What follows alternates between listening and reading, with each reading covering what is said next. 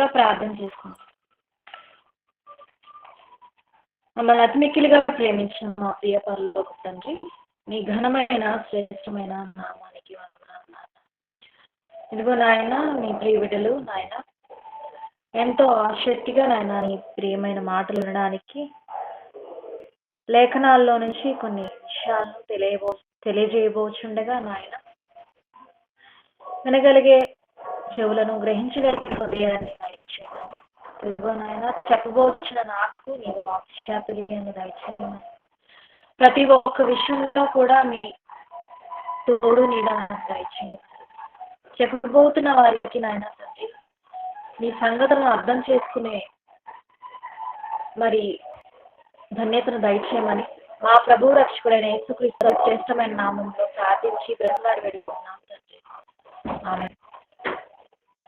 మరి ముందుగా తెలియపరిచిన విధంగా మరి ఈరోజు మనం మాట్లాడుకోబోయే అంశం ఏమిటి అని అంటే, పేదరికం దేవుని వరమా శాపమా అనే అంశాన్ని మనం ఈరోజు ఆలోచన చేద్దాం. పేదరికం అనేది దేవుని వరమా లేకపోతే శాపమా అనే అంశాన్ని అని ఈరోజు మనం తెలుసుకుందాం. ప్రియమైన దేవుని ప్రస్తుతం సమాజంలో అది ఈ ప్రపంచంలోనే ఈ రోజు మనం ఆలోచన చేస్తే పేదరికంలో పుట్టిన చాలా మంది కూడా పేదరికాన్ని అనుభవించే వాళ్ళు లేరు. చాలా మంది ఉన్నారు. పేదరికాన్ని అన్నిటికీ కూడా కారణం దేవుడే అని చెప్పి నిందించే వాళ్ళు చాలా మంది ఉన్నారు. అంటే మనం పేదరికంలో పుట్టాము, పేదరికంలోనే చనిపోతున్నాము, దానికి కారణం కూడా దేవుడే అని చెప్పడం, దేవుని నిందించడం ఎంతవరకు కరెక్ట్ అనే దాని గురించి మనము ఈరోజు అధ్యయనం చేయబోతున్నాం. బైబిల్లోంచి కొన్ని వచనాలు కూడా మనము తెలుసుకోబోతున్నాం. దేవుడు నిజంగా పేదరికంలో పుట్టిస్తే మనల్ని కష్టపడకుండా అలాగే ఉండమన్నాడా? అలాగే పేదరికంలో చనిపోమన్నాడా? లేకపోతే అలాగే బద్ధకంగా ఉండమన్నాడా? అసలు ఏం చేయమన్నాడు? లేఖనాల్లో నుంచి మనము కొన్ని విషయాలు కూడా తెలుసుకుందాం. అయితే ఈరోజు ఇలా తమ బ్రతుకంతటికి కూడా దేవుడే కారణము, మేము పేదరికంగా ఉండడానికి కూడా దేవుడే అన్నిటికీ కారణం అని చెప్పేసి నిందించి దూషించే వాళ్ళు చాలా మంది ఈరోజు ప్రపంచంలో చూస్తున్నాం. అయితే ఈ ప్రపంచంలో మొత్తానికి 195 దేశాలు ఉన్నాయండి. ఈ ప్రపంచంలో మొత్తం మీద 195కు పైగానే ఉన్నాయి దేశాలు. అయితే వీటన్నింటిలో కూడా మనం ఆలోచన చేస్తే చాలా మంది పేదరికాన్ని అనుభవిస్తూ ఉన్నట్లు మనం చూస్తూ ఉన్నాం. మనం అనుకుంటాము చాలా కంట్రీస్ ఉన్నాయి కదా, పాశ్చాత్య దేశాలు ఉన్నాయి కదా. ఫర్ ఎగ్జాంపుల్ లండన్ కానివ్వండి, యుఎస్ కానివ్వండి, లేకపోతే ఫ్రాన్స్ కానివ్వండి, రష్యా కానివ్వండి, జపాన్ కానివ్వండి, చైనా కానివ్వండి, ఇలా చాలా దేశాలు ఉన్నాయి కదా మనకు తెలిసినవి. ఆ దేశాల్లో కూడా మరి పేదరికంగా గడుపుతూ ఉన్న వాళ్ళు లేరంటారా? చెప్పండి. ఆసియా ఖండంలో మరికొన్ని దేశాలు చాలా ఉన్నాయి, ధనికంగా ఉన్న దేశాలు ఉన్నాయి, అలాగే పేద దేశాలు కూడా చాలా ఉన్నాయి. అయితే ఈ పేదరికానికి కారణం ఏంటి అని మనం ఆలోచన చేస్తే మన దేశాన్ని గురించి చాలా మంది మాట్లాడుతూ ఉంటారు. ఎందుకంటే విచిత్రం ఏంటనంటే మన దేశము చాలా, భారతదేశం అనేది చాలా డెవలప్డ్ కంట్రీ అని అంటారు అన్ని దేశాల మీద. కానీ ఎందుకు వెనుకబడి ఉంది అని మనం ఒకసారి ఆలోచన చేస్తే చాలా మంది అండి మన దేశంలో మనం చాలా మంది నాయకుల్ని చూస్తూ ఉంటాము. అలాగే చాలా మంది, ఎంతో మంది మరి మనం ఆలోచన చేస్తే చాలా మంది ధనవంతులు ఉన్నవాళ్ళే ఏమవుతున్నారంటే ధనవంతులు అయిపోతున్నారు.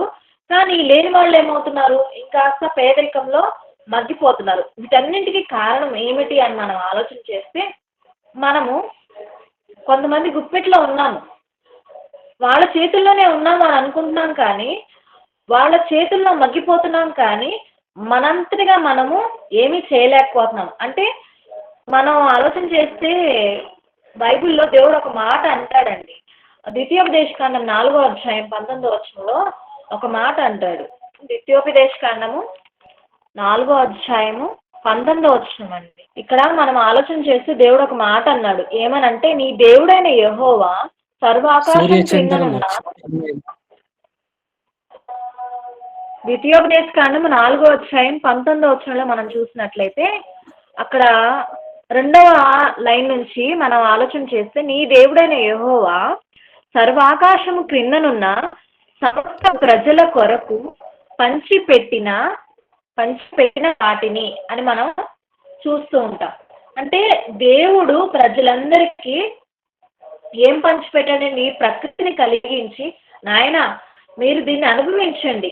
అయితే ఇందులో ఎవరయ్యా ఉన్నారు అంటే, నానాటికి బలాత్కారులు, అంటే లాక్కునే వాళ్ళు, భూములు లాక్కునే వాళ్ళు కానివ్వండి. ఇప్పుడు చాలా మంది ధనవంతులు ఉన్నారండి. ధనవంతులు ఏం చేస్తారు? ఆ, ఈ ఈ ప్రస్తుతం ఉన్న కాలంలో మీరు చూసే ఉంటారు, భూ కబ్జాలని చెప్పేసి పేదవాడి దగ్గర నుంచి ఉన్న వాళ్ళు ఏం చేస్తారు? భూములు లాక్కోవడం. అంటే ఉన్నవాడుగా అవడానికి కూడా ఏం చేస్తున్నారు? పేదవాళ్ళ దగ్గర నుంచి భూములు లాగేసుకోవడం. ఇట్లాంటివన్నీ సొసైటీలో జరుగుతూనే ఉన్నాయి. అందుకే దేవుడు ముందుగానే కొన్ని మనం చూసినట్లయితే కొన్ని కాండాలు మనం చూసినట్టు ఆదికాండంలో కూడా ఒక మాట అంటాడు దేవుడు, ఈ భూమి అంతా కూడా బలాత్కారంతో నిండిపోయిందని. కొన్ని పదాలను దేవుడు ఎందుకు ప్రయోగించాడు అని అంటే కారణం లేకపోలేదండి. ఎందుకు అనంటే ఉన్నవాడు లేనివాడిని దోచుకుంటూ ఉన్నవాడైపోతున్నాడు, కానీ పేదవాడుగానే ఉంటున్నాడు. అయితే ఈ భూమి మీద ఉన్న ప్రతి ఒక్కళ్ళు కూడా ఏమని ఆలోచిస్తున్నారు అని అంటే, దాచుకోవాలి అనే ఆలోచనే ప్రతి ఒక్కరికి ఉంది. బలవంతులు ఎప్పుడైనా సరే ఏం చేయాలనుకుంటున్నారు? పేదవారిని బలాత్కరించి వాళ్ళు ఉన్నవాళ్ళుగా అయిపోవాలని ఆలోచన చేస్తూనే ఉన్నారు. ఇక్కడ మనం చూసినట్లయితే మన దేశంలో చాలా మంది ధనవంతులు ఉన్నారు. మనం కొంచెం ఆలోచన చేస్తే నల్లధనం ఉన్న వాళ్ళు చాలా మంది మన భారతదేశంలోనే ఉన్నారు. ఎందుకు పట్టుకోవట్లేదు వాళ్ళని? కారణం ఏంటి? ఎందుకు అనంటే వాళ్ళు దోచుకుంటున్నారు. ఇక్కడ మనం ఆలోచన చేస్తుంటే మనము హాస్యాస్పదంగా తీసుకోవాల్సింది ఏంటి అనంటే, మనము 500 కానీ 1000 రూపాయలు కానీ చేతిలో పెడితే, నోట్లు తీసుకొచ్చి మన చేతిలో పెడితే మనం ఓటేస్తున్నాం నాయకులకి, అవునా? అయితే ఆ నాయకులు ఏం చేస్తున్నారు? వాళ్ళు కోట్లు కూడబెట్టేసుకుని మనకు ఒక 500 1000 రూపాయలు ఆశ చూపించి ఏం చేస్తున్నారు? ఓట్లు వేసుకుంటున్నారు. మన దగ్గర నుంచే మన ధనాన్నే వాళ్ళు దోచుకుంటూ వాళ్ళు ఏమైపోతున్నారు? ధనికులుగా అయిపోతున్నారండి. ఈరోజు లక్షల కోట్లు, వేల కోట్లు వేరే దేశాలకి, స్విట్జర్లాండ్ అని స్విస్ బ్యాంకుల్లో వీళ్ళు దోచుకొని అని అంటే కారణం లేకుండా లేదండి. మీరు ఆలోచన చేస్తే చాలా వరకు కూడా ఇండియాలో చాలా మంది ఇంజనీర్స్ ఉన్నారు. వాళ్ళకి కట్టడాలు చాలా బాగా తెలుసు. ఇక్కడ పనిచేయడం లేదు. ఎందుకు? భారతదేశంలో పనిచేసి మన భారతదేశాన్ని బాగా డెవలప్ చేయొచ్చు కదా. ఎందుకని ఇక్కడ పనిచేసి ఈ కంట్రీని డెవలప్ చేయట్లేదు? వేరే పాశ్చాత్య దేశాలకు వెళ్ళి ఆ దేశాన్ని డెవలప్ చేయాల్సిన అవసరం ఏంటి? భారతదేశంలో ఉన్న వాళ్ళు చాలా తెలివితేటలు గల వాళ్ళండి. కానీ వాళ్ళ తెలివి ఎక్కడ వాడుతున్నారు? పాశ్చాత్య దేశాలకు వాడుతున్నారు. నాయకులు ఏం చేస్తున్నారు? ప్రజల్ని ఉన్న వాళ్ళని కూడా పేదరికంగా ఉన్న వాళ్ళని ఇంకా పేదరికంగా మార్చడానికి వాళ్ళ దగ్గర ఉన్న ప్రతి ఒక్క అస్త్రాల్ని ఉపయోగించుకుంటున్నాడు. ఈరోజు మైక్లో మాట్లాడే వాళ్ళే ఏం చేస్తున్నారయ్యా అని మనం ఆలోచన చేస్తే, ఈరోజు మన ముందు స్టేజ్ల మీద మైకుల్లో మాట్లాడుతూ కూడా మన ధనాన్ని మన దగ్గర నుంచే దోచుకుంటూ ఏమీ తెలియనట్లు నల్లధనాన్ని పట్టుకోవాలి. ఈ దేశంలో చాలా ఎక్కువైపోయింది. ఈ దేశంలో చాలా మంది ట్యాక్స్ కట్టడం లేదు. చాలా మంది పేదోళ్ళని దోచుకుంటున్నారు. చాలా మంది అలా చేస్తున్నారు, ఇలా చేస్తున్నారు అని చెప్పి ఈ ఓట్లు వేయించుకుంటున్న నాయకులే వీళ్ళు దాచుకొని వీళ్ళే అంటే దొంగతనం చేసి మైక్లో మాట్లాడుతుంటే ఎలా ఉంటుందండి? చాలా చిరాగ్గా ఉంటుంది కదా. వాడు దొంగతనం చేసేసాడు ఆల్రెడీ. మన దగ్గర నుంచి 1,00,000 రూపాయలు లేకపోతే 2 లక్షలు దోచేసుకొని వచ్చేసి నాకేం తెలియదు అని చెప్పేసి మైక్లో మాట్లాడుతూ ఉంటే, అరే దొంగతనం చేశాడు, లక్షలు మన దగ్గర నుంచి దోచేసుకున్నాడు, మళ్ళీ ఏం ఎరగనట్టు మన దగ్గరకు వచ్చి మాట్లాడుతున్నాడు అని మనం ఆలోచన చేస్తాం. ఈరోజు నాయకులు దోచుకుంటారని మనకు తెలుసు, కానీ మనం నోటు ఇస్తే కానీ మనం ఓటు వేయడం లేదు. ఆ నోట్లు మనకి ఎరగా చూపించేసి వాళ్ళు ఏం చేస్తున్నారు? దేశాన్ని దోచుకుని ఏం చేస్తున్నారయ్యా అంటే నల్లధనాన్ని ఏం చేస్తున్నారంటే స్విస్ బ్యాంకుల్లో దాచుకోవటం. ఇలా పేదవాడిగానే ఉంచుతూ ఉన్నారు. ఆశ్చర్యకరమైన విషయం ఏంటి అంటే వీళ్ళు మళ్ళీ చాలా దేశభక్తుల్లాగా నటిస్తూ ఉంటారండి. మనం ఆలోచన చేస్తే చాలా చాలా విషయాలు దేవుడు చిన్న చిన్న వాటికి కూడా మనము ఇప్పుడు మనకి ఏదైనా రేషన్ కార్డ్ కావాలి. లేకపోతే మనకేదన్నా ఒక సర్టిఫికేట్ కావాలి. డెత్ సర్టిఫికేట్ కానీ, లేకపోతే బర్త్ సర్టిఫికేట్ కానీ, ఏయో పత్రాలు ఎక్కడికి కార్యాలయానికి వెళ్తాం ఎంఆర్ఓ ఆఫీస్ అని, లేకపోతే వీఆర్ఓ చుట్టూలు అని చెప్పి సంతకాల కోసం అని వాటికని వీటికని మనకి అవసరం అయ్యి ప్రభుత్వ ఉద్యోగుల కోసం మనం వెళ్తాం. వాళ్ళ సంతకాల కోసం వెళ్తాం. ఒక్కొక్కసారి మనకి ఏదైనా అవసరం అయితే ఎందుకు వెళ్తాము?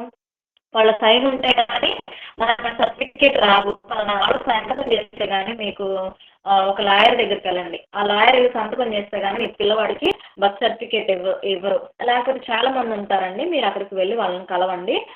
మీ పిల్లోడికి కావాల్సిన బర్త్ సర్టిఫికేట్ రావాలంటే ఇట్లా నోటరీ రాయించుకొని మీరు ఏం చేస్తారంటే లాయర్ చేత సంతకం పెట్టించుకోండి. దానికి కూడా ఏం చేస్తారు? ఆ సంతకానికి కూడా గ్రీన్ పెన్తో సంతకం పెడతారు. ఆ గ్రీన్ పెన్తో సంతకం పెట్టిన దానికి కూడా ఏం చూపించాలి?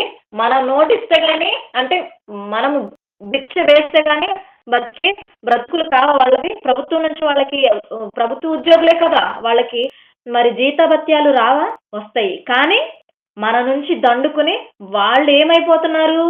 ధనికులైపోతున్నారు. ఇక్కడ మనం ఆలోచన చేస్తే చిన్న వాటి దగ్గర నుంచి చిన్న మున్సిపల్ కార్యాలయాల దగ్గర నుంచి పెద్ద ప్రభుత్వ కార్యాలయాల వరకు ఏం చేస్తూ ఉన్నారంటే ప్రభుత్వ ఉద్యోగంలో ఉన్న ప్రతి ఒక్కరు కూడా పోలీస్ కానివ్వండి, లేకపోతే మనం చూసినట్లయితే ప్రభుత్వ ఆసుపత్రుల్లో కూడా వాటికని వీటికని అమ్మాయి పుడితే ఇంటి ఇవ్వాలని, అబ్బాయి పుడితే ఇంటి ఇవ్వాలని ఇలా లంచాలు తీసుకుంటూనే ఉన్నారు.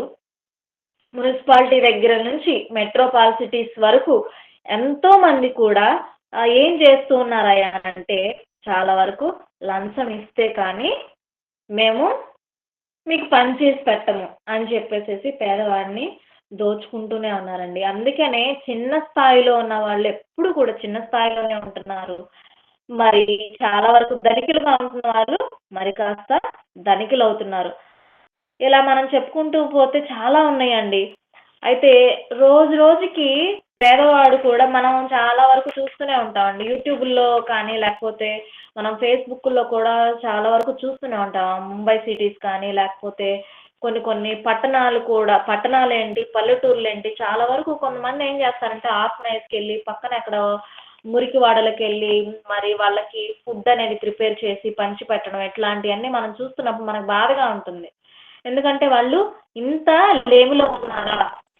మనకి 3 పూట్ల తిన్నాక దొరుకుతుంది, కనీసం వాళ్ళకి అది కూడా లేదా అని చెప్పి మనకి చాలా బాధగా ఉంటుంది. అంటే ఈ రోజుల్లో ఈ కాలంలో మనం ఆలోచిస్తున్న దేశంలో భూస్వాములది, నాయకులది, ప్రభుత్వ ఉద్యోగంలో పనిచేస్తున్న వాళ్ళది అంటే అందరినీ అనట్లేదండి. చాలా వరకు కొంతమంది ఏం చేస్తారంటే నిజాయితీగా పనిచేస్తారు. కొంతమంది ఏం చేస్తారు? ప్రజల కోసం పనిచేస్తారు. కొంతమంది ప్రజల కోసం పనిచేసే వాళ్ళు లేరు. చాలా వరకు లంచం ఇస్తే కానీ అంటే నోటు చూపిస్తే కానీ పని కానీ రోజులే ఎక్కువ శాతం 95% లంచాలతోనే పనులవుతున్నాయి. అంటే ధనికులు పేదవాడిని అలాగే దోచుకుంటున్నారు. పేదవాడు గుప్పెడు మెతుకులు కడుపులోకి వెళ్ళడానికి చాలా కష్టపడుతున్నాడు ఈ రోజుల్లో. అందుకే ఏం చేస్తున్నాడయ్యా అని అంటే పేదరికానికి కారణం లేచి పని చేసుకొని సరైన పని చేసుకొని ధనాన్ని సమకూర్చుకోవడం కాదు కానివ్వండి, ఆ పేదరికంలో మగ్గిపోయి ఎవరన్నా పెడితే చూద్దామనే ఆ మైండ్ సెట్లోనే మనిషి ఉంటున్నాడు తప్ప నేను లేచి ఏదైనా పని చేసుకొని నా కుటుంబానికి నేను చేదోడు వాదోడుగా ఉండాలి అన్న ఆలోచన కూడా మరిపించేలా చేశారు ఈ నాయకులు. మనం ఆలోచన చేస్తే ఇంకా ముందు ముందు మనం ఆలోచన చేస్తే అమెరికా దేశంలో అధ్యక్షుడు ఉన్నాడు. ఆయన పేరు ఏంటయ్యా అంటే అబ్రహాం లింకన్. ఆయన పుట్టుకతో ఆయన ధనికుడు కాదండి. మీరు ఆలోచన చేస్తే ఆయన జీవిత చరిత్ర మొత్తం మీరు చదువుకుంటూ పోతే ఆయన పుట్టుకతో ధనికుడు కాదు. ఆయన బై బర్త్ పేదరికంలో పుట్టాడు. పేదరికంలో పుట్టి అంచెలంచెలుగా ఆయన చదువుతూ ఆయనకున్న ఉత్తీర్ణతను బట్టి ఆయన అలాగా ఏమయ్యాడు? ధనవంతుడయ్యాడు. అలాగే మనం చూసినట్లయితే మీకు తెలిసి ఉంటుంది ధీరుభాయ్ అంబానీ వాళ్ళ ఫ్యామిలీ వాళ్ళు ఏమన్నా బాగా ఉన్న వాళ్ళండి? అంబానీ వాళ్ళ ఫ్యామిలీ కాదు కదా. వాళ్ళ నాన్న చిన్న రిక్షా తొక్కుకునేవాడు. తర్వాత వాళ్ళు అలాగలాగా పెట్రోల్ బావులని చెప్పేసి చిన్న చిన్నగా ఒక సిస్టమాటిక్‌గా వాళ్ళ వ్యాపారాన్ని ఏం చేశారంటే బిల్డ్ చేసుకుంటూ ఈరోజు రిలయన్స్ అని, ఇంకా చాలా చాలా బ్రాండ్స్ అనేవి ఓపెన్ చేసేసి ఏం చేశారు వాళ్ళు ధనవంతులయ్యారు. ఒక 2000, 3000 మంది వాళ్ళ కింద పని చేస్తా ఉంటారు. అంటే వాళ్ళు పుట్టుకతో పేదవాళ్ళుగా పుట్టినా వాళ్ళేం చేస్తా ఉన్నారయ్యా అనంటే వాళ్ళు ఎదిగే కొంది వాళ్ళు ధనాన్ని సంపాదించి ఎలా ధనవంతులం కావాలి అని చెప్పేసేసి ఆలోచన చేస్తూ వాళ్ళు అలా ధనవంతులయ్యారు. ఇక్కడ ఆసక్తిగా మనం ఆలోచన చేయాలి అనంటే మనిషి ఎప్పుడు కూడా ఒకటి ఆలోచన చేయాలండి. మనం ఏదన్నా ఒకటి చేయాలి అనుకుంటే దాని మీద శ్రద్ధ ఉండాలి.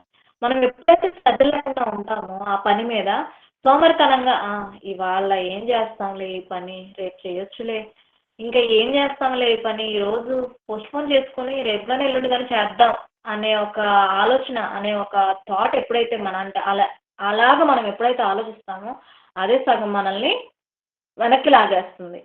వాళ్ళలా గాదు. వాళ్ళకి డైలీ ఒక రొటీన్, ఒక సిస్టమాటిక్ అనేది ఉంటుంది.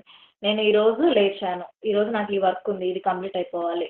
పలానా రోజు పలానా డేట్స్ అనేది వాళ్ళకి పెద్దోళ్ళయిపోయారు గాబట్టి వాళ్ళ వాళ్ళ వే ఆఫ్ లైఫ్ స్టైల్ అంతా కూడా సిస్టమాటిక్‌గా ఉంటది. ఈరోజు 10 గంటలకు ఇక్కడ అటెండ్ అవ్వాలి. 11 గంటలకు ఈ పని చేయాలి అని చెప్పి ప్రతీదీ నోట్ చేసుకుంటారు. మనము కనీసం ఒక చిన్న పని చేయాలన్నా కూడా దాన్ని పోస్ట్‌పోన్ చేసుకుంటూ ఉంటాం. అంటే దాన్నేం చేస్తామంటే మరుసటి రోజు చేద్దాం, లేదంటే ఆ తర్వాత రోజు చేద్దాం అని చెప్పి మనం ఏం చేస్తాం వాయిదాలు వేస్తా ఉంటాం. వాళ్ళు అలా కాదు.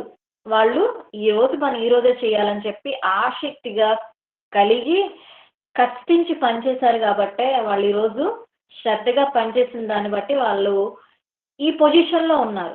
మనం అందుకే వాళ్ళ గురించి కూడా మనం చెప్పుకుంటున్నాం. అయితే దేవుడు కూడా మనకి బైబిల్‌లో ఏమని చెప్తున్నాడు అని మనం ఆలోచన చేస్తే సామెతలు 10వ అధ్యాయం 4వ వచనం ఒకసారి చూడండి. బద్ధకంగా పనిచేయవాడు అద్భుతంగా పనిచేయవాడు దరిద్రుడగును, బ- శ్రద్ధ గలవాడు బద్ధకంగా ఐశ్వర్యవంతుడు. పనిచేయవాడు ఏమవుతాడయ్యా అంటే దరిద్రుడు అవుతాడని దేవుడు చెప్తున్నాడు. తర్వాత శ్రద్ధ శ్రద్ధ కలవాడు గలవాడు ఏమవుతాడంటే ఐశ్వర్యవంతుడగును. శ్రద్ధ గలవాడు ఐశ్వర్యవంతుడవును అని చెప్తున్నాడు దేవుడు. అంటే మనం చేసే ఏదైనా ఒక పనిలో మనకి ఒక నిబద్ధత, ఒక శ్రద్ధ, అంటే మనం ఏదన్నా ఒక పని చేస్తున్నామంటే దాని మీద మనం శ్రద్ధ వహించాలని దేవుడు చెప్తున్నాడండి. అయితే బద్ధకంగా మనం ఏం పని చేసినా అది ఏమవుతుంది అని అంటే మనకి మనం ఎంత బద్ధకంగా చేస్తామో అంత దరిద్రం అవుతామని దేవుడు చెప్తున్నాడు. చెప్పకనే చెప్తున్నాడు. ఆ రెఫరెన్స్ అర్థం కూడా అదే. అక్షరాల సత్యం, అవునా కాదని మీరు ఆలోచించండి ఒకసారి. అదే సామెతలు 6వ అధ్యాయం 6వ వచనంలో కూడా ఇంకొక మాట చెప్తున్నాడు దేవుడు. బైబిల్ ఒక్కొక్కసారి దేవుడు అసలు ఎంత అద్భుతంగా రాపించాడా, అంటే మన కోసం చాలా దాచిపెట్టించాడు కదా అనిపిస్తుంది. ఈ రెఫరెన్స్లన్నీ మనం చూస్తూ స్టెప్ బై స్టెప్ మనం ఆలోచన చేస్తూ ఉంటే బైబిల్ని పరిశుద్ధ లేఖనాల్లో నుంచి సామెతలు 6వ అధ్యాయము 6వ వచనం ఒకసారి మనం చూడగలిగితే, సోమరి 6వ చీమల అధ్యాయము యొద్దకు 6వ వెళ్ళుము, సోమరి చీమల యొద్దకు చీమల వెళ్ళుము, యొద్దకు వెళ్ళుము, వాటి నడతలు కనిపెట్టి వాటి నడతలు కనిపెట్టి జ్ఞానము తెచ్చుకొనుము. జ్ఞానము తెచ్చుకొనుము. ఇక్కడ మనం ఆలోచన చేస్తే దేవుడు అంటున్నాడు కదా, మీకు మనుషులు కాదు టీచర్స్, మీరు వెళ్ళి చీమల దగ్గర నేర్చుకోండి పాఠాలు, అవి మీకు నేర్పిస్తాయి. మనకి ఎవరు టీచర్స్ అని అంటే సోమరి నువ్వు వెళ్ళు, చీమల దగ్గరికి వెళ్ళు. అసలు నిజంగా జ్ఞాని అయిన సొలొమోను గారు ఎంత చక్కగా ఈ రెఫరెన్స్ రాయించాడు అని అంటే దీనికి కారణం లేకపోలేదండి. ఇప్పుడు చీమలు ఏం చేస్తాయి అనంటే రాబోయే కాలానికి ముందుగానే ఆహారాన్ని సిద్ధపరచుకోవడానికి ఏం చేస్తాయ్యా అంటే తర్వాత కాలంలో మనం బయటికి వెళ్ళడానికి కుదరదు అని చెప్పేసి ఆ చీమలు ఏం చేస్తాయి అనంటే ఆహారాన్ని సిద్ధపరచుకోవడానికి అన్ని కూడా శ్రద్ధగా పనిచేసి మధ్య కాలానికి బయటికి వెళ్ళడానికి ఇబ్బంది అవుతుంది. చలికాలము బయటికి వెళ్ళాలంటే ఇబ్బంది అయిపోతుంది అని చెప్పేసి ఏం చేస్తాయి అయ్యా అంటే ఆ చీమలు ముందు చూపుగా ఏం చేస్తాయి, ఆహారాన్ని సిద్ధపరచుకొని తీసుకొచ్చుకొని దగ్గర పెట్టుకుంటాయి. దగ్గర పెట్టుకొని తర్వాత బయటికెళ్ళవు. శ్రద్ధగా అవి చేసే పనిలో చాలా శ్రద్ధ వహించి పనిచేస్తాయి. దాని అది చిన్న జీవి అయినప్పటికీ మనకి పాఠాన్ని నేర్పిస్తుంది. అలాగే మీరు కూడా నాయన మీరేదైనా పని చేస్తున్నప్పుడు దాన్ని శ్రద్ధగా చేయండి. చీమల దగ్గరికెళ్ళి నేర్చుకోండి. అవి చేసే పనంతటి మీరు జాగ్రత్తగా పరిశీలన చేయండి. ఎంత జాగ్రత్తగా తమ పనిని చేస్తాయో చూడండి అని చెప్పేసేసి దేవుడు చీమల ద్వారా మనకి పాఠాన్ని నేర్పిస్తున్నట్టుగా మనకి కనిపిస్తుందండి. అయితే ఒట్టి చీమలే కాదండి, గాడిదతో కూడా పాఠాన్ని చెప్పించాడు. మీకు తెలుసు బిలాము ప్రవక్త గురించి మీకు ఆల్రెడీ తెలుసు కదా. ప్రవక్త అయినప్పటికీ కూడా దేవుడు బిలాముకి ఎవరి చేత బుద్ధి చెప్పించాడండి? గాడిదతో బుద్ధి చెప్పించాడు. కానీ ఇప్పుడు మనలను ఏంటి చీమల దగ్గరికి వెళ్ళమని అంటున్నాడు, ఎందుకు నేర్చుకోమంటున్నాడు అని అంటే, మనం అంత బద్ధకస్తులమని దేవుడు చెప్పకనే చెప్తున్నాడు. చీమలైనా జాగ్రత్తగా శ్రద్ధ కలిగి చేస్తున్నాయి నాయన, నీ పని నువ్వు చేసుకోకపోతే నువ్వు సమయానికి నిద్రపోయి సమయానికి నిద్ర లేవాలి. పొద్దున్న 5 గంటలకు నిద్ర వేసి తమ పనులన్నీ చక్కబెట్టుకునే వాళ్ళు ఒకలా ఉంటే, ఏ 9ంటికో 10ంటికో లేదంటే 11ంటికో లేచే వాళ్ళు చూడండి. వాళ్ళు చేసే పనులను మీరు ఆలోచన చేయండి. వాళ్ళు తీసుకునే ఫుడ్ టైమింగ్స్ మీరు గమనించండి. వాళ్ళ పనులన్నింటినీ మీరు జాగ్రత్తగా శ్రద్ధ కలిగి చూడండి. ఎలా ఉంటుంది వాళ్ళు చేసే పనులకి, వాళ్ళ ప్రవర్తన విషయం మీరు అందరినీ జాగ్రత్తగా ఆ డే అంటే ఆ రోజంతా వాళ్ళు ఎలా వాళ్ళ జీవితాన్ని గడుపుతున్నారు. వాళ్ళు ఏదైనా పని చేసి జాగ్రత్తగా ఇంటికి వచ్చేసేసి రెస్ట్ తీసుకొని పడుకుంటే అది వేరు. అసలు ఏ పని చేయకుండా వచ్చి పడుకొని పొద్దున్నే 10ంటికో 11 గంటలకో లేదంటే అసలు లేస్తే లేద్దాం 12 గంటలకు లేచే వాళ్ళు చాలామంది. అలా మనం చేసే పనిలో శ్రద్ధ లేకుండా మనం బద్ధకంగా నిద్ర లెగుస్తూ ఒక పని మనం చేయాలి, మనం ఏ పని చేయకుండా ఇంట్లో కూర్చుంటే వస్తువులన్నీ బయటికి వెళ్ళిపోతాయి, ఇంట్లో ఉంటాయండి. మనం పని చేస్తేనే ఏదన్నా ఒక వస్తువు ఇంట్లోకి రావాలంటే మనం ఒక పని చేస్తేనే కదా మనకి ఏదన్నా వస్తువు ఇంట్లోకి వచ్చేది. మనం ఏ పని చేయకుండా అలా కూర్చుంటే ఏదన్నా ఇప్పుడు మనకి ఏసీయే కావాలి, లేకపోతే ఒక ఫ్రిడ్జ్ కావాలి, లేదంటే ఒక టీవీ కావాలి, లేదంటే మన పిల్లలకి మనం ఎడ్యుకేషన్ ఇవ్వాలనుకోండి, వాళ్ళకి ఏదైనా స్కూల్లో ఫీజు కట్టాలి. మనం ఫీజు కట్టాలంటే వాళ్ళకి ఫీజు కట్టాలంటే మనం పని చేస్తేనే కదా వాళ్ళకి ఫీజు కడతాం. మనం పని చేస్తేనే కదా టీవీ కానీ ఫ్రిడ్జ్ కానీ ఏదైనా కొంటాం, ఏసీ అయినా కొంటాము. లేకపోతే ఏమీ మన చేతుల్లో ఏ పని లేకుండా మన ఇంటి పని చేయించుకోవాలన్నా, మనం ఏం చేయించుకోవాలన్నా కుదరదు. మనం ఇంట్లో కూర్చున్నాం అనుకోండి, మనం ఇంట్లో ఉన్న వస్తువులు బయటికి వెళ్ళిపోతాయి. అంటే తాకట్టుకి వెళ్ళడమో లేకపోతే మనం ఉన్న వాటిని అమ్ముకొని మనం ఇంకాస్త దరిద్రులు అవుతాం తప్ప, మన బద్ధకం వల్ల మనము సోమరిపోతులుగా ఉండడం వల్ల పేదరికంలో మగ్గిపోతాం తప్ప మనం ధనవంతులం కాము అనే విషయాన్ని చెప్పకనే దేవుడు ఇక్కడ ఇంత ఉన్న దీని వెనక సారాంశం అనిపించిద్దండి ఒకసారి ఈ వచనాన్ని మనం చూస్తూ ఉంటే. అయితే ఈ విషయాలకు కూడా మనం పని చేయకుండా మనం కూర్చున్న దానికి కూడా దేవుడి మీద నిందేస్తే అది ఎంతవరకు కరెక్ట్ అండి? ఆలోచన చేయండి. మనము ఇలా ఉండి మనం దేవుణ్ణి ఏంటోలే నాకు నా జీవితం అంతా ఇలాగే వెళ్ళబుచ్చాలేమో, చచ్చిపోయేటప్పుడు కన్నా నేను ఎలా బ్రతుకుతానో ఏమో, ఎలా ఉంటుందో ఏమో నా జీవితం, ఇలాగే దరిద్రుడిగానే చచ్చిపోవాలేమో, ఇలాగే పేదరికంలో మగ్గిపోతూనే ఉండాలేమో అని చెప్పి దేవుడు ఏంటో నన్ను ఇలా పుట్టించాడు, ఈ పేదరికంలోనే ఇలాగే చచ్చిపోవాలేమో అని చెప్పి దేవుడి మీద నింద వేస్తే అది ఎంతవరకు కరెక్ట్? అసలు కరెక్ట్ కాదు కదండి. అయితే దేవుడు పేదరికానికి కారణాలేంటో కూడా మనకి చెప్తూ ఉన్నాడండి. ఆ కారణాలేంటో కూడా మనం చూద్దాము. సామెతలు 23వ అధ్యాయము 20-21 వచనాలు మనం చూసినట్లయితే 20-21 వచనాలు మనం చూసినట్లయితే, ద్రాక్షారసము త్రాగు వారితోనైనను మాంసము హెచ్చుగా తినువారితోనైనను సహవాసము చేయకుము. త్రాగుబోతులను తిండిబోతులను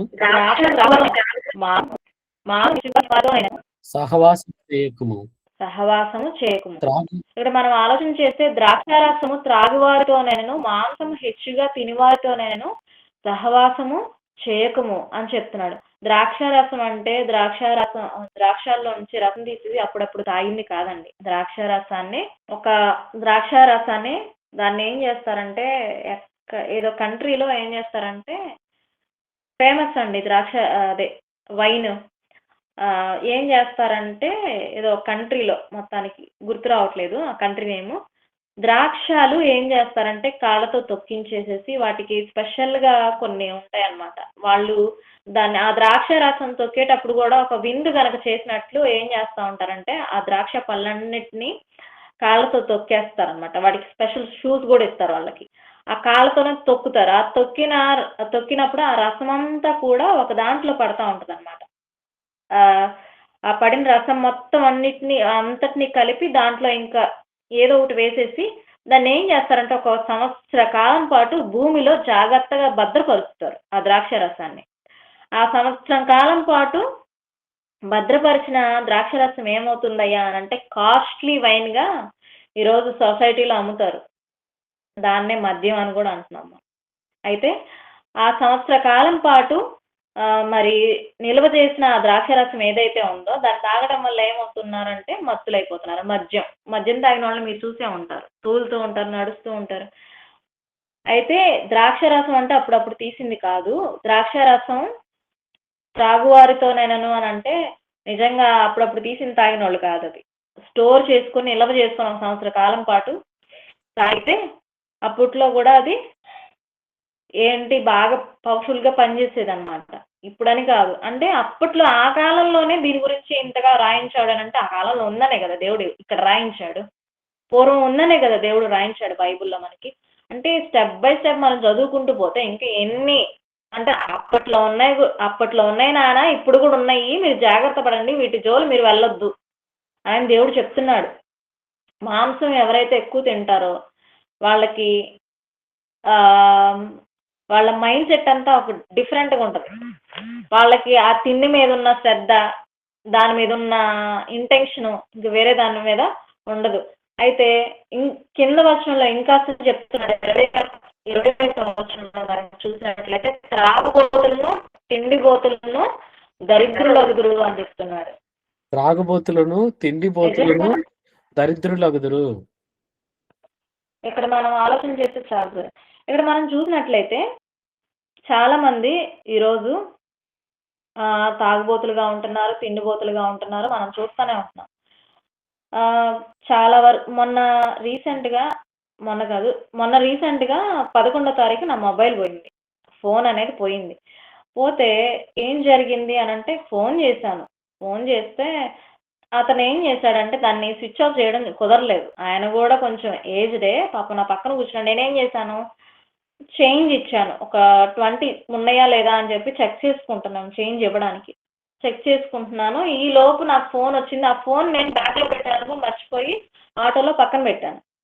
సరే ఈ మధ్య కాలంలో ఫోన్ చేస్తుంటే ఫోన్ తిరిగి మా దగ్గరుందమ్మా తీసుకెళ్ళు అని కొంతమంది ఇస్తున్నారు గదా! అట్లా ఇస్తారేమో అన్న ఇంటెన్షన్‌తో నేను కాల్స్ చేస్తా ఉన్నా. అది లిఫ్ట్ చేయకపోగా 5:00 ఆ టైంలో ఆయనకి సిమ్ దానిలో నుంచి విడిగా తీయడం చేతగాక ఏం చేశారయ్యా అనంటే తీసేయడం చేతగాక ఏం చేశారయ్యా అంటే సడెన్‌గా ఫోన్ స్విచ్ ఆఫ్ చేసేసాడు.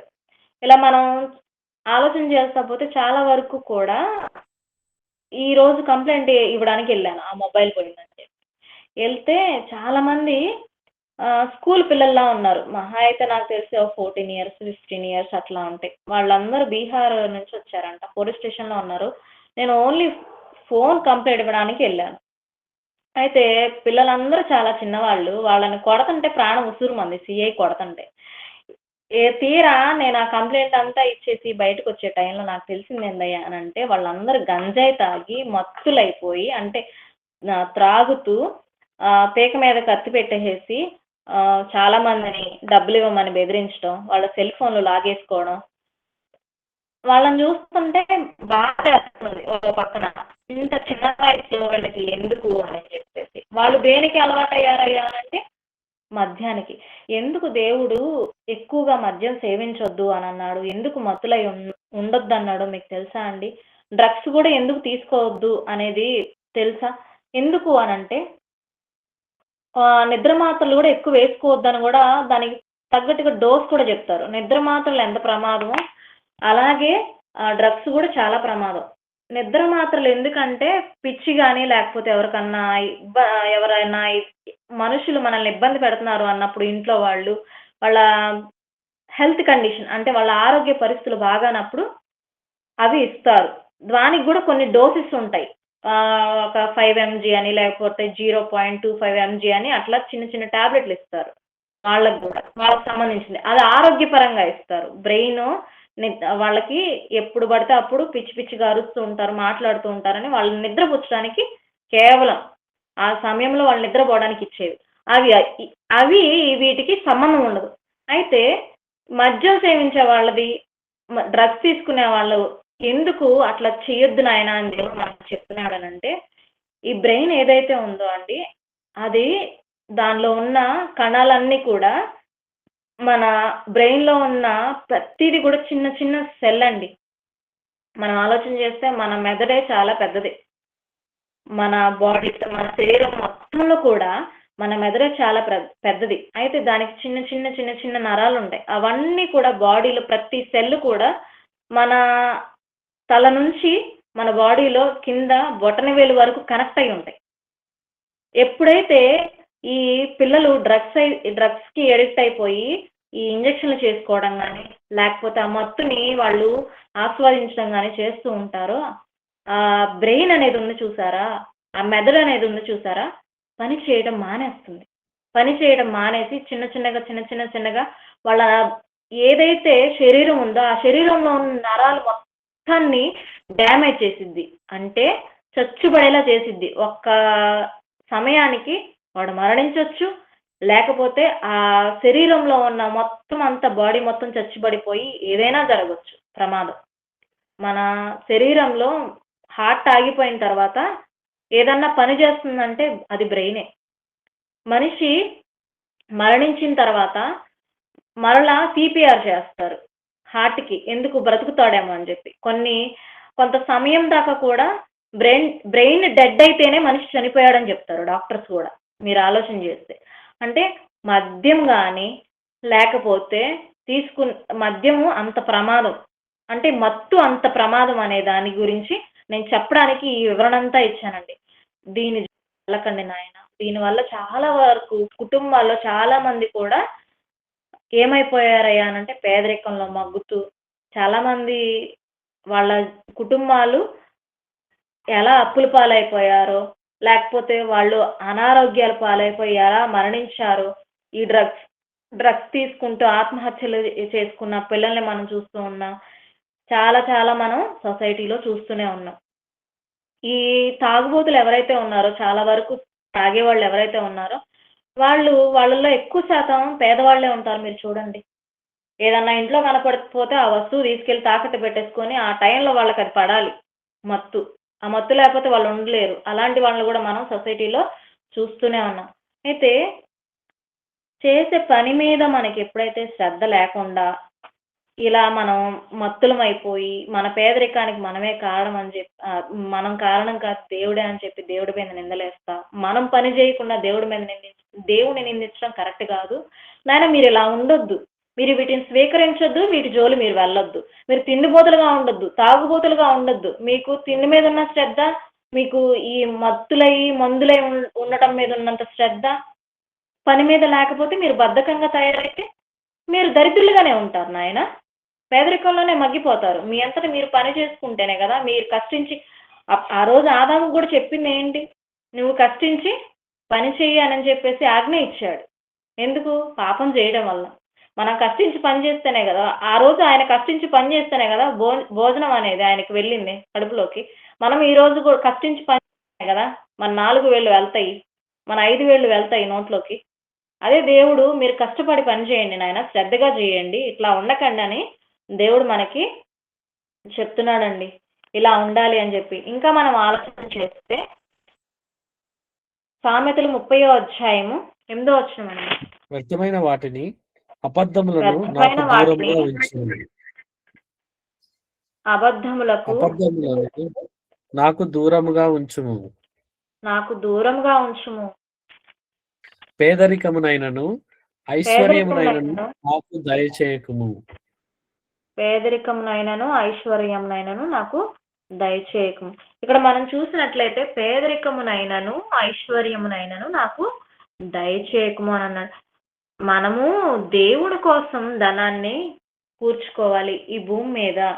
మనము మన కోసం సంపాదించుకోవాలి అని చెప్పి మనం ఎక్కువ ఆలోచిస్తూ ఉంటామండి. అయితే మనం ఎంత ఐశ్వర్యం సంపాదించుకున్నా మనకు కావాల్సినంత సంపాదించుకోవాలి తప్ప మన అతిగా సంపాదించుకున్నది మనకి ప్రమాదమే. మీకు తెలిసే ఉంటుంది కదా, మనం చాలా వరకు న్యూస్ పేపర్లో కూడా చూస్తూ ఉంటాం, పలానా వాళ్ళ ఇంట్లో దొంగలు పడ్డారు, పలానా వాళ్ళ ఇంట్లో డబ్బులు పోయి. మనము ఉండి లేనట్టుగానే ఉండాలి తప్ప మనం ఎక్కువ సంపాదించినా అది మనకు ప్రమాదమే. ఎక్కువ ఉన్న వాడింట్లో ఎక్కువ సెక్యూరిటీ ఉంటుంది. ఎప్పుడు ఎవరి ప్రాణం ఎలా పోతుందో మనకు తెలియదు. మరణించిన తర్వాత మనం తీసుకుపోయేది ఏమీ లేదు. అయితే యేసుక్రీస్తు వారు కూడా మనల్ని మనకు అదే కదా చెప్తారు, మీరు ఇక్కడ కాదు నాయన ధనాన్ని కూర్చుకోవాల్సింది. ఎక్కడ ధనాన్ని కూర్చుకోవాలని చెప్తున్నాడండి యేసుక్రీస్తు వారు? పరలోకంలో ధనాన్ని కూర్చుకోవాలని చెప్తాడు.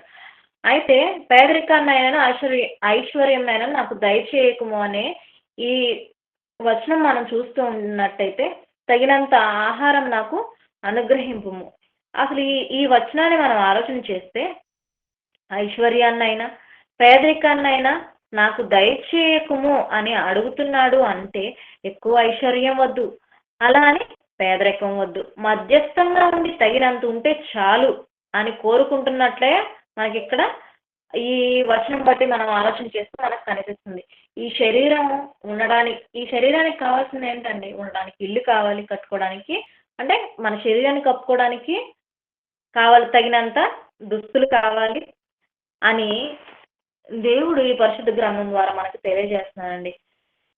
అయితే మన కోసం మనం చాలా చేసుకుంటున్నాం. అయితే దేవుని కోసం ఏమన్నా ఖర్చు చేస్తున్నామా అని కూడా మనం ఆలోచన చేయాలండి. మనం ఏదో సంపాదిస్తున్నాము, మనకు కావాల్సింది మనం సంపాదించుకుంటున్నాము, మనం తింటున్నాము, మనం ఉంటున్నాము.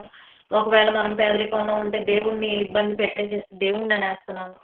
మనం పని చేయాలి, కష్టపడాలి, మనకు కావాల్సింది మనం తీసుకోవాలి. ఈ శరీరంని దేవుడు మనకిచ్చాడు. ఈ జీవితం మనం బ్రతుకుతున్నామంటే, ఈ రోజు మనం బతుకుతున్నామంటే, ఈ క్షణం మనం బ్రతుకుతున్నామంటే, ఈ సెకండ్ మనము ఏదన్నా మనం ఈరోజు బతికుండి ఈ పరిశుద్ధ లేఖనాలను మన చేతితో తీసుకుని మనం ఈ రోజు ఇక్కడ కూర్చొని ఆలోచిస్తూ ఉన్నామనంటే కారణం ఎవరండి? మన ఊపిరి ఉంది అనంటే దానికి కారణం ఎవరు? దేవుడు కదా. ఈ జన్మ ఇచ్చింది దేవుడు కదా. మన మరణమైనా మన పుట్టుకైనా ఎవరి వశాన ఉన్నాయండి? దేవుని వశంలో ఉన్నాయి. అయితే మనము ఈ లోకంలో ఉన్న పని కోసం, పని పాటల కోసం వెంపర్లాడుతూ, మనము కష్టపడుతూ, కష్టించి పని చేస్తూ, తగి మాత్రం మనం సంపాదించుకుంటూ దేవునికి ఏది ఇవ్వకపోతే ఎంత బాధండి? దేవుని కోసం అంటే ఏ పని చేయకపోతే, మన కోసం మనం చేస్తున్నాం, మన పిల్లల కోసం పని చేస్తున్నాం, బాగానే ఉంది. అంటే దేవునికి ఏదైనా ఇవ్వడం అనంటే నీకు వచ్చిన దాంట్లో, బైబిల్లో నువ్వు నేర్చుకున్న దాంట్లో దేవుని కోసం ఏం పని చేసి పెడుతున్నావు? ఒక ఆత్మనైనా సంపాదించగలుగుతున్నామా? దేవుని కోసం ఆ పనైనా చేసే వాళ్ళంగా మనం ఉంటున్నామా? అదే కదండి దేవుడు బాధపడుతుంది మన కోసం.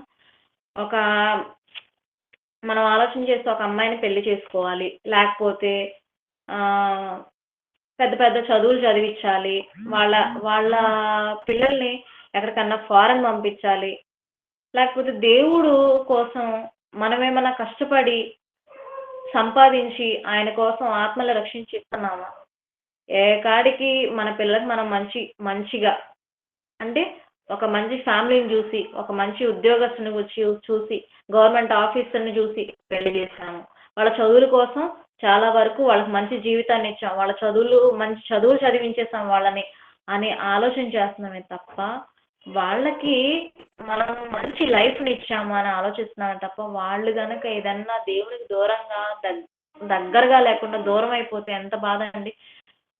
పిల్లలు మీకు దూరం అయ్యి జరిగిపోతేనే ఒకవేళ రోజు ఫోన్ చేసే పిల్లలు, ఒకవేళ దూరదేశంలో ఉన్నా లేక పెళ్ళిళ్ళు అయి వెళ్ళిపోయినా, ఒక రోజు ఫోన్ చేసి మరుసటి రోజు ఫోన్ చేయకపోయినా, లేకపోతే వారంలో 2 సార్లు ఫోన్ చేసేవాళ్ళు ఒక్కసారే ఫోన్ చేస్తా మిమ్మల్ని పట్టించుకోకుండా మీకు దూరంగా బ్రతుకుతుంటే మీకు ఎంత బాధగా ఉంటుంది? చాలా బాధగా ఉంటుంది కదా. అదే పరిస్థితి దేవుడు, నాయన నువ్వు ప్రార్థన చేస్తున్నావు, నేను పట్టించుకోను. సరే, ఏంటి చచ్చిపోయావు, నువ్వు నా దగ్గరకు వచ్చావు, ఏంటి నేను ఇప్పుడు పట్టించుకోవాలా? నీ మొహాన్ని నేను చూడను. ఎప్పుడైనా సరే మనం ఎవరైనా మనకిష్టం లేని వాళ్ళని మనం చూడటానికి అసహించుకుంటూ వాళ్ళ మొహం కూడా చూడకూడదు. అసలు మనల్ని ఏంటి అన్ని మాటలు అన్నారా అని అనుకుంటాం కదా. బ్రతికున్న అన్ని రోజులు దేవుడి గురించి ఆలోచించకుండా, దేవుడి కోసం కష్టపడి పని చేయకుండా, ఇంటికి వచ్చిన వాళ్ళకి దేవుడి మాటలు నాలుగు చెప్పకుండా, వాళ్ళు అంతేలే, వీళ్ళు ఇంతేలే, వాళ్ళు ఎప్పుడు అలాగ మాట్లాడేవాళ్ళేలే, వాళ్ళు ఇంకొకళ్ళ కోసం ఆ అన్నయ్య అలాగే మాట్లాడతారులే, వీళ్ళు ఆస్తి అసలు వాళ్ళ గురించి మనందరికీ ఎందుకు? దేవుడు మనకేం చెప్పాడో నాలుగు మంచి మాటలు చెప్పు. లేకపోతే బైబుల్లోను నువ్వు వాళ్ళని నడిపించడానికి ఏదో ఒక మంచి మాటలు నాలుగు చెప్పు. బైబుల్లో నుంచి తీసి, అది బైబుల్ ఒకవేళ హిందూస్ అయినా లేకపోతే ఎవరైనా సరే, అది బైబుల్ లేఖనాల్లో ఉన్నది ఉన్నట్టుగా కాకపోయినా ఆ లేఖనాల్లో ఉన్నది వాళ్ళకి అర్థమయ్యేటట్టు జాగ్రత్తగా మన భాషలో అర్థమయ్యేటట్టు చెప్పు. వినకుండా వెళ్ళిపోతారా? వెళ్ళిపోరు కదా. మంచి ఎవరికైనా సరే అది మంచిగానే ఉంటుంది. అది స్వీకరించకపోతే ఎవరికి ఇబ్బంది? పక్కనున్న వాళ్ళకే ఇబ్బంది. వాళ్ళే ఏం కోల్పోతారు? మిమ్మల్ని కోల్పోతారు, అసలు వెళ్ళాల్సిన పరలోకాన్ని కూడా కోల్పోతారు మీరు చెప్పే మాట వినకపోతే. అందుకే దేవుడు అంటున్నాడు కదా, నాయన మీరు ఈ భూమి మీద ఉన్నంత కాలం మీ పిల్లల కోసం మీ విషయాల్లోనే మీరు ఎంత బాధపడుతున్నారే, మరి నాయన మీకోసం నేను ఎంత బాధపడాలి? మీరు నా మాట వినకపోయినా. పేదరికం కోసం అని కాదు, దేవుడు చాలా వరకు బైబిల్లో ప్రతి ఒక్క విషయాన్ని మనకి స్టెప్ బై స్టెప్ ధర్మశాస్త్రంలో, ప్రతి ధర్మశాస్త్రం దగ్గర నుంచి క్రొత్త నిబంధన దగ్గర నుంచి పాత నిబంధన వరకు, పాత నిబంధన నుంచి క్రొత్త నిబంధన వరకు ఎక్కడ మనం ఏ వచనాలు మనం చూసుకున్నా దానికి సరైన పోలికలు కానీ, దానికి రెఫరెన్స్లు అన్నీ కూడా మనకి బైబిల్లోనే కనిపిస్తుంది. బయటికి వెళ్ళి మనం ఎత్తుకోవాల్సిన పని లేదు. అయితే దేవుడు మనకేమని చెప్తున్నాడు అని అంటే, నాయన మీరు విశ్వసించండి, మీరు చెప్పండి, మీరు నన్ను గురించి చెప్పండి. మీరు సంపాదించుకోవటం, మీ పిల్లలకి మీరు కష్టించి పనిచేసి ఇవ్వడం కాదు నాయన, నా గురించి. మరి యేసుక్రీస్తులు వారు ఈ భూమి మీదకి వచ్చారు కదా, మీకోసం పనిచేశాడు కదా, ఆయన కోసం కూడా చెప్పండి నాయన అని చెప్పి దేవుడు ఎంతగానో చెప్తున్నాడు. అయితే దేనికోసం మనం కష్టపడుతున్నామో అది పక్కన పెడితే దేవుడి కోసం కష్టపడాలి అనేది మనం ఆలోచన చేయాలండి. దేవుడు ఒకవేళ మనల్ని చూసి మొహం చిన్నవిచ్చుకుని మనకి ఇష్టమైన వాళ్ళు మనల్ని అసహించుకుంటే ఎలా ఉంటుందండి? ఆలోచన చేయండి. అసలు మనం అది జీర్ణించుకోలేం కదా. మన పిల్లలు కానీ, లేకపోతే మన అమ్మ వాళ్ళు కానీ, లేకపోతే మన భార్య కానీ, భర్త కానీ, మన చుట్టూ మనకి ఎవరైతే ఇష్టంగా ఉంటారో వాళ్ళు మనల్ని అసహించుకుంటుంటే ఆ బాధ వర్ణనాతీతం. మానసికంగా చాలా బాధపడిపోతూ ఉంటాం. అదే దేవుడే నువ్వు వద్దు అనుకుంటే అదెంత బాధ. అందుకని దేవుడికి దూరంగా ఉండాలి, దేవుణ్ణి దూరం చేసుకోవాలి అనే ఆలోచన చేసుకోకండి. ఎందుకంటే దేవుడు కూడా చాలా బాధపడతాడు. దేవుడికి మనిషికే కాదు మనసు, దేవుని దగ్గర నుంచి వచ్చాము మనం కనుక ఆయనకు కూడా ఉంటాయి స్వభావాలు. బాధ, ఆనందం, దుఃఖము. మనము దూరం అయితే ఆయన పడే బాధ అన్నీ ఉంటాయి. మనం అనుకుంటాము చాలా మంది దేవుడికి దగ్గరగా ఉంటారు, దేవుని దూరం అయిపోతూ ఉంటారు. నిత్య నరకాగ్నికి వెళ్ళిపోతున్న వాళ్ళని చూసి దేవుడు బాధపడ్డాం అనుకుంటున్నారా? చాలా బాధ ఉంటుంది. అరే నాయన, నేను ఈ భూమి మీద పంపించాను, వీళ్ళు నాకు దూరం అయిపోతున్నారు అని చెప్పేసి ఆయనకు కూడా బాధ ఉంటుందండి. అయితే మనం ఈ లోకంలో ఏదో పేదరికంగా ఉన్నామని చెప్పేసి ఏకాడికి ఈ ధనం కోసం, వీటన్నింటి కోసం ఆలోచించుకుంటూ కూర్చుంటే కష్టమండి. మనం చూసినట్లయితే తమ లేమిలో నుంచి ఒక పేద విధవరాలు ఏం చేసిందండి? 2 కాసులు వేసింది. ఆ పేద విధవరాలు అక్కడ మనం ఆ రెఫరెన్స్ అన్ని చదివితే తనకున్న సంపాదన మొత్తం అంతా, తన జీవనం అంతా అని ఉంటుంది. యేసుక్రీస్తుల వారు సువార్తలో మాట్లాడినప్పుడు తన జీవనం అంతా వేసింది అని అంటే ఆమెకి ఏమీ ఉంచుకోకుండా తన జీవనం అంతా ఆమె వేసింది. ఆమె గొప్ప ధనవంతురాలు అన్నట్టుగా దేవుడు యేసుక్రీస్తుల వారు మనం మాట్లాడటం చూస్తూ ఉన్నాం. అయితే ఇంకొక యవనస్తుడు కూడా యేసుక్రీస్తుల వారి దగ్గరకు వస్తాడు. ధనవంతుడు మీకు తెలుసు. అయితే నీ ఆస్త నీ ఆస్తి ఉంది కదా నాయన, ఆ ఆస్తి అంతా అమ్మేసేసి బీదలకు ఇచ్చేసేయి. అప్పుడు నువ్వొచ్చి నన్ను వెంబడించు అంటాడు. మత్తయి సువార్త 19వ అధ్యాయము 16 నుంచి 22 వచనాలు గనక మనం చూస్తే అక్కడ ఉన్నదంతా అదే కనిపిస్తూ ఉంటుంది. మత్తయి సువార్త 19వ అధ్యాయం 16 నుంచి 22 వరకు చూస్తే ఆ మాటలు మనకి కనిపిస్తూ ఉంటాయి. నోట్ చేసుకోండి, తీయొద్దు. అయితే ఆ ఆస్తి గల యవనస్తుడు ఏమని ఆలోచన చేస్తాడు, ఏంటి ఈయన నా ఆస్తి మొత్తం అమ్మేసి పేదలకు ఇచ్చేయమంటున్నాడు అని చెప్పేసి మొహాన్ని చిన్నపించుకొని వెళ్ళిపోతాడు. ఎంతో ఐశ్వర్యం ఉంది, ఏ తప్పు లేదు, కేవలం నీ ఆస్తిని అమ్మి బీదలకు ఇవ్వమని చెప్పేసి యేసుక్రీస్తు వారు ఒక్క మాట చెప్పాడు అంతే, వెళ్ళిపోయాడు. మనిషి ఏదైనా అడగొచ్చు కానీ డబ్బులు అయితే మాత్రం అసలు ఇష్టపడదండి. ఎవరన్నా వచ్చి మన ఇంట్లో కూర్చొని ఒక 10,000 అప్పు ఇవ్వా అని అంటే వెంటనే ఏమంటాం, మా దగ్గర ఉన్నా కానీ ఇప్పుడే వేరే వాళ్ళకి ఇచ్చాం, లేవు అయిపోయినాయి అని చెప్పి అంటాం. ఎందుకు? డబ్బు విషయానికి వచ్చేటప్పటికి మనిషి చాలా జాగ్రత్త పడతాడు. నువ్వు ఉన్నప్పుడు సాయం చేసావంటే ఆ సాయం నిలిచిపోతుంది. నీ దగ్గర ఉంటే ఇవ్వు. అది అంటే నువ్వు బాగా ధనం ఉందనుకోండి, ఆశించుకో, తిరిగి ఆశించకుండా కష్టకాలంలో నేను ఒకరికి సహాయపడ్డాను, అది వాళ్ళు ఇచ్చినా ఇవ్వకపోయినా పర్వాలేదు, దేవుడు ఈ సహాయాన్ని గుర్తుపెట్టుకుంటాడు అని ఆలోచన చేసుకోండి. తల్లి గర్భంలో మనకు రూపం ఇచ్చి మనల్ని కాపాడి ఈ భూమి మీద కూడా సమస్తాన్ని దయచేసిన దేవునికి ఏమి ఇవ్వలేకపోతున్నాం? డబ్బు సంపాదించి తప్పు కాదు, కానీ ఆ డబ్బు దేవుని కోసం ఖర్చు పెట్టకపోవడం కూడా తప్పే. కొంత దేవునికి కూడా ఖర్చు చేయాలి అని దేవుడు అంటే దేవుడి ద్వారా మనం తెలుసుకుంటున్న సత్యాలు. దేవుడే ఇచ్చాడు, దేవుడికే ఇస్తే ఇంకెంత బాగుంటుంది. అంటే ఆ మనసు మనకు రావాలి, దేవునికి ఇవ్వాలి అని చెప్పి. లాస్ట్గా ఒక రెఫరెన్స్ చూసుకొని ముగిచ్చేసుకుందామండి. హెబ్రీయులకు రాసిన పత్రిక 10వ అధ్యాయము 34వ వచనం అండి. ఏలయనగా మీరు ఖైదీలో ఉన్న వారిని కరుణించి కరుణించి మీకు మరీ శ్రేష్టమైన నదియు స్థిరమునైన స్వాస్థ్యము ఉన్నదని ఎరిగి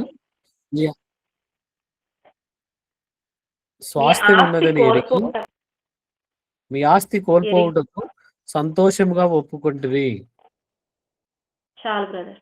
ఇక్కడ మనం చూసినట్లయితే మీరు ఖైదులో ఉన్న వారిని కరుణించి మీకు మరి శ్రేష్టమైనదియు స్థిరమైనదియునైనా స్వాస్థ్యం ఉన్నదని ఎరిగి మీ ఆస్తి కోల్పోవుటకు సంతోషముగా ఒప్పుకుంటురి. ఖైదీగా ఉన్నవారు అంటే పాపం అనే చెరలో ఎవరైతే ఉన్నారో వాళ్ళందరూ కూడా అపవాది బంధకాల్లో ఉన్నవారే కదండి.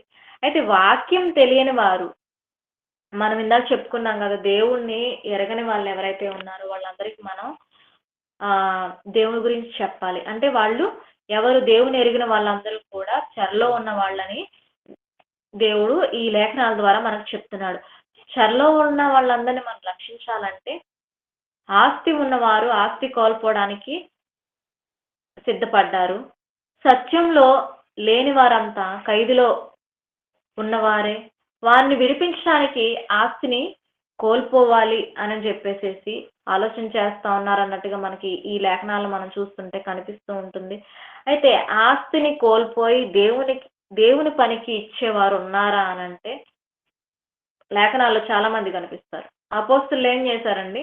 తమ చరాస్తులను తీసుకొచ్చి ఎవరి పాదాల దగ్గర పెట్టారు? మనం చూసినట్లయితే పేదరిగా వాళ్ళందరికీ ఎవరైతే లేనిలో ఉన్న వాళ్ళలో వాళ్ళందరికీ కూడా తమ ఆస్తిని పంచిపెట్టారండి సంఘాలకి. ఇంకా మనం ఆలోచన చేస్తూ ఉంటే మన అవసరాలన్నీ కూడా తీరాక మిగిలిన ధనాన్ని దేవునికి ఇస్తాం. అయితే జీతం రాగానే ఇంటికి దేనికో దానికి కరెంటు బిల్ అని, వాటర్ బిల్ అని, అవని ఇవని, మనకు సంబంధించిన పిల్లలకు స్కూల్ ఫీజులని, వాటన్నింటికి అన్ని అవసరాలు తీరిపోయిన తర్వాత మిగిలిన శేషం ఏదైతే అంటే మిగిలిన ఏదో కొద్దో గొప్ప తీసుకొచ్చేసేసి దేవుడికి మనం ఇస్తాం. అయితే మీరు ఆలోచన చేస్తే, ఇలా అంటున్నాను తప్పుగా అనుకోకండి, మనము భోజనం చేస్తాం. భోజనం చేసేసిన తర్వాత కొంత ఆహారం అనేది మిగులుతుంది. ఆ మిగిలింది ఏం చేస్తామండి? ఆ మిగిలినది ఎవరన్నా బీదవాడు వస్తాడు. భిక్షాటన చేసుకునే అతను వస్తాడు. ఆ మిగిలిన ఆహారాన్ని ఏం చేస్తాం? మనం అందరం తిని అయిపోంది ఏం చేస్తాం? ఆ భిక్షం అడుక్కునే అతనికి వేస్తాం. అలా కాకుండా ఏదో కుక్కకో ఏదన్నా జంతువు అంటే కుక్కలో ఏవో ఒకటి వస్తాయి. వచ్చినప్పుడు వాటికి వేస్తా ఉంటాం. అయితే మిగిలిన ధనాన్ని మనం దేవుడికి ఇస్తున్నామంటే ఇప్పుడు మీరు ఆలోచన చేయండి. మిగిలిన ధనాన్ని దేవునికి ఇస్తున్నాము అనంటే దేవుని మీద మనకి ఉంది భక్తా? లేకపోతే ఏంటి? దేవుని మీద ఉంది మనకి భక్తా అండి? ఆలోచించండి. కానీ ప్రతి నెల వచ్చి వచ్చి జీతంలో కొంత దేవునికి ఖర్చు పెట్టాలని చెప్పేసేసి మీరు నిజంగా దేవుడి పని చెయ్యాలి అని ఆలోచన చేస్తే ఎవరైనా సంఘంలో అండి ఎవరికైనా ఏదన్నా బాధ కలిగినా లేకపోతే మన మనకు వాక్యం చెప్పే వాళ్ళ బ్రదర్కి మీరు ఎప్పుడు పరామర్శిస్తూ ఉండండి.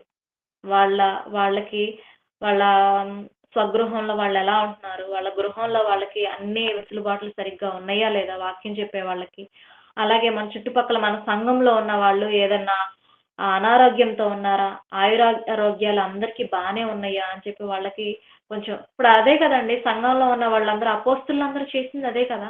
తమ తోటి వాళ్ళు ఎవరైతే ఉన్నారో సంఘంలో ఉన్న వాళ్ళందరికీ కొంచెం ధనాన్ని పంచిపెట్టారు లేమిలో ఉన్న వాళ్ళందరికీ. అదే అదే కదా అసలు దేవుడు మనము ఏదో ఇవ్వాలని ఆశించట్లా. లేని వాళ్ళకి ఇచ్చినా కూడా దేవుడికి ఇచ్చినట్టే. నీకున్న దాన్ని సంఘంలో కానీ సంఘంలో దేవుని పని చేసే వాళ్ళకి కానీ ఎవరికైనా ఏదన్నా లేదంటే నువ్వు ఇచ్చావంటే నీ పేరు అనేది బయటికి రాకపోయినా పర్లేదు. నీ ధనం ఎక్కడ కూర్చోబడింది అంటే పరలోకంలో కూర్చోబడింది. నువ్వు ఇచ్చింది నువ్వు చెప్పుకుంటే ప్రయోజనం ఉండదు. అందుకే కదా దేవుడు అంటాడు, ఒక మాట అంటాడు, నువ్వు కుడి చేతితో ఇచ్చావంటే ఎడం చేతి కూడా నీకు తెలియకూడదు అసలు నువ్వేమి ఇచ్చావు ఏంటి అని. దేవుడు అది సామెతగా వేసినా కూడా చాలా జాగ్రత్తగా అది మనం కాపాడుకుంటూ ఉంటాయండి. నిజంగా మనం పరలోకాన్ని స్వతంత్రించుకున్న వాళ్ళం అవుతాం. బోధ ప్రకారంగా బ్రతికితేనే మనం పరలోకం చేరుకుంటామండి. లేదంటే వాక్యంలో ఉన్నది ఎవరో నేను ఇప్పుడు చెప్పాను. అంటే నేను ఒక మనిషిని, నేను చెప్పాను బాగానే ఉంది. వాక్యంలో ఉన్నది ఉన్నట్టుగా నేను చెప్పాను అనుకోండి, ఓకే బాగానే ఉంటుంది. నేను వాక్యంలో ఉన్నదాన్ని కలిపి చెరిపేశాను అనుకోండి, అంటే వాక్యంలో లేనివి కల్పించి చెప్పానండి అనుకోండి, నేను పరలోకం వెళ్తానా? మీరు పరలోకం వెళ్తారా? వెళ్ళరు కదా. దేవుడికి ఏం చేసినా కూడా మనం భక్తి శ్రద్ధలతో న్యాయంగా, అందుకే దేవుడు అన్యాయస్తుడు కాదు, ఆయన న్యాయవంతుడు. మనం ఏం చేసినా కూడా ప్రతిదీ కూడా జాగ్రత్తగా చేయాలి. సత్యము అనే ఒక ధాటి మీద నిలబడి ప్రతిదీ కూడా జాగ్రత్తగా చేయాలండి మనం ఏం చేసినా. అప్పుడే పరలోకంలో మన ధనం అనేది కూర్చబడుతుంది. కష్టపడి పనిచేసే ధనాన్ని సంపాదిస్తే ఏదన్నా విలువ ఉంటుంది కానివ్వండి. ఇలా ఇందాక చెప్పాను కదా, చిన్న చిన్న కుర్రోళ్ళు ఇలా బెదిరించేసేసి ధనాన్ని సంపాదించారు, మొబైల్స్ లాగేసుకుంటున్నారు. అలా విలువ ఉంటుందా అండి? వాళ్ళకి ఎంత పరువు తక్కువగా ఉండదు. వాళ్ళోళ్ళు ఎవరైనా వచ్చినా చూసినా కానీ అయ్యో ఏంట్రా నువ్వు ఇలా అయిపోయావు అని అంటారా లేదా? మనం ఏదైనా కష్టపడి సంపాదించి చాలా జాగ్రత్తగా దేవుని పనిలో ఉంటూ మన తోటి సంఘస్థులకు అలాగే మన తోడున్న సంఘ కాపులకు మనం సహాయపడే వాళ్ళంగా ఉండాలి. దేవుని కోసం మనం ఖర్చు పెట్టే వాళ్ళంగా ఉండాలి. అలాగే కుటుంబాన్ని చూడాలండి. కుటుంబాన్ని చూడొద్దని నేను అన్నాను. దేవుని కూడా చూడండి, కుటుంబాన్ని చూడండి, అందరినీ చూడండి. దేవునికి ఇచ్చే విషయాల్లో కూడా జాగ్రత్త కలిగి ఉండాలండి. దేవుని పని విషయంలో కూడా జాగ్రత్త కలిగి ఉండాలి. మనము మెలకుగా ఉండాలి దేవుని విషయంలో. పేదరికం దేవుడికి శాపం కాదండి.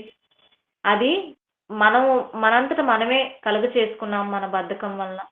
అయితే శాపం వస్తుంది అనంటే మితిమీరిపోయి మనం ప్రవర్తించినప్పుడు, ఇప్పుడు మనం ఏదైనా అప్పు చేసామనంటే మన స్వతహాగా చేసాం, అది మనకు కావాల్సి చేసాం. వేరే వాళ్ళు మన జీవితంలోకి వచ్చి చేయలేదు. మనమే అది క్లియర్ చేసుకోవాలి. ఆ అప్పు అనేది మనకు కావాల్సి మనం చేసుకున్నాం, మనమే కట్టుకోవాలి తప్ప దేవుడు తీసుకొచ్చి నెత్తి మీద పెట్టింది కాదు కదా. మనం సొంతగా చేసేసుకొని అది కూడా ఆనందం కూడా దేవుడి మీద వేస్తే కరెక్ట్ కాదు కదా. అయితే దేవుడిని ఎప్పుడు కూడా ధిక్కరించకూడదు. ధనం పైన ఎక్కువ మోహం కూడా మనకు ఉండకూడదు. అలాగే గర్విష్ఠులైన మనస్సాక్షి కలిగిన వారంగా మనం ఉండకూడదు. గర్విష్ఠిగా మారిన చక్రవర్తి నెబుకద్నెజర్ని కూడా దేవుడు ఏం చేశాడంటే అడవి పాలు చేసి గడ్డి తినేటట్టుగా చేశాడు. కనుక గర్వం మన జీవితాల్లో ఉంటే మనం ఎప్పటికీ పైకి ఎదగలేం కూడా. కాబట్టి అందరూ కూడా పేదరికం స్వయంకృతం కాదండి. మన అపరాధాలే మనల్ని పేదరికంలోకి నెట్టేస్తాయి. అయితే మనం స్వతహాగా చేసుకున్నవే. అయితే నాయకుడిని ఎంచుకునే విధానం అంటే నాయకుడిని ఎంచుకునే విధానంలో కూడా మనం జాగ్రత్తగా ఉండాలి. సోమరితనం అంటే పనిలో మనం శ్రద్ధ లేకుండా ఉండడం వల్ల మనం సోమరులుగా మారిపోతూ ఉంటాం. అనేక చెడ్డ కార్యాలు మనం చేస్తా ఉండటం, దానివల్ల కూడా మనం నెత్తి మీద తెచ్చుకొని పెట్టుకుంటాం దేన్ని? పేదరికాన్ని. అయితే దానికి దేవుడు కారకుడు ఏమాత్రం కాదు. దేవునికి ఆ శాపాన్ని అంటే దేవుని శాపగ్రస్తుడిగా చేసేసి ఆ మాటలన్నీ అనొద్దు. మనలో ఉన్న లోపాలని మనం బయట పెట్టుకోకుండా దేవుడిని నిందించడం కరెక్ట్ కాదని చెప్పడానికే దేవుడు ఈ పాఠాన్ని మన ముందుకు తీసుకొచ్చాడని ఈ కొద్ది నా మాటలు ముగిస్తున్నానండి. Thank you. ప్రార్థన చేసుకుందాం. మమ్మల్ని అతిమిక్కిలిగా ప్రేమించిన మా ప్రియ పరలోకపు కన్న తండ్రి, నీ ఘనమైన శ్రేష్టమైన నామానికి వందనాలు నాయన. ఇదిగో నాయన, నీ ప్రియ బిడ్డలకు ఈ కొద్ది మాటలు చెప్పాను నాయన. మరి ప్రతి ఒక్కరు నాయన పేదరికంలోకి వెళ్ళాలి అంటే దానికి వెనక చాలా కారణాలు ఉన్నాయి. మేము చేసుకునే స్వయంకృతమైన తప్పుల వలన మేము పేదరికంలోనే మగ్గిపోతున్నాము. అయినా కూడా మాకు తగు మాత్రం ఉంటే చాలు నాయన, నీ పని చేస్తూ నీలో ఆనందించడానికి, నీలో నాయన మేము కాలాన్ని వెళ్ళబుచ్చడానికి, నీవున్న మహాలోకానికి చేరాలంటే ఇంకా అనేక ఆత్మలు రక్షించే పనిలో మేమందరం ఉండాలని యేసుక్రీస్తుల వారు మరి యవనస్తుని నాయన తండ్రి ప్రభువా గద్దించాడు. అలాగే నాయన ఆ పేద విధవరాలు కూడా తన జీవనం అంతా ఇచ్చింది. అయితే నాయన మా రెక్కల కష్టార్జితంలో కొంత నాయన ఆ సువార్త ప్రకటించే విషయంలో మేము కూడా పాలిభాగస్తులం కావాలి. మా కుటుంబాల్లో కూడా నాయన వాక్యాన్ని నాయన చేత పట్టుకొని ఆకాశంలో నాయన తండ్రి ప్రభువా జ్యోతులు ఎలా అయితే ప్రకాశిస్తాయో నాయన వాక్యాన్ని చేత పెట్టుకుని మేము కూడా అలాగే నాయన తండ్రి ప్రభువా ఈ లోకం జ్యోతుల వారు సంచరించడానికి కృపను దయచేయమని నాయన చెప్పిన నాకును నాయన తండ్రి ప్రభు చేరవచ్చిన నీ ప్రియబిడ్డలకు కూడా నీ పరిశుద్ధాత్మను నాయన అలాగే నీ వాక్చాతుర్యాన్ని నాయన అలాగే నీ తోడును మెండుగా ఈ కుటుంబాలన్నింటికీ దయచేయమని ప్రతి ఒక్కరిని నాయన తండ్రి ప్రభు దీవించి ఆశీర్వదించమని యేసుక్రీస్తు అతి శ్రేష్టమైన నామములో ప్రార్థించి బ్రతిమలాడి వేడుకుంటున్నాం తండ్రి. ఆమేన్.